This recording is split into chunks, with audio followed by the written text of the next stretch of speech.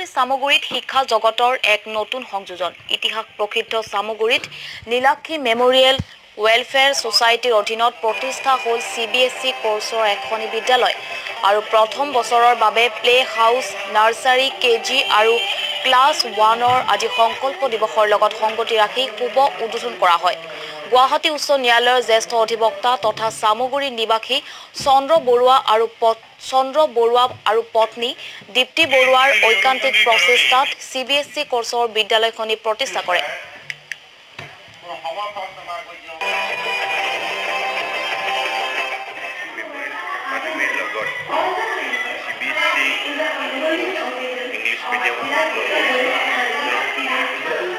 এই অঞ্চলত আজি CBSE স্কুল বা ইংলিছ মিডিয়াম স্কুল নাই যদিও সামগুৰি পৰঞ্জীৱ ক্ষেত্ৰ সামগুৰি চাৰিটা পূজাৰ কেন্দ্ৰস্থল এই চাৰিটা স্থলতো আমাৰ ইয়াত এনেধৰণৰ CBSE স্কুল নথকাৰ বাবে ৰাইজৰ অভাৱ অভিযোগ ডিমাণ্ডৰ প্ৰতি লক্ষ্য ৰাখি আমি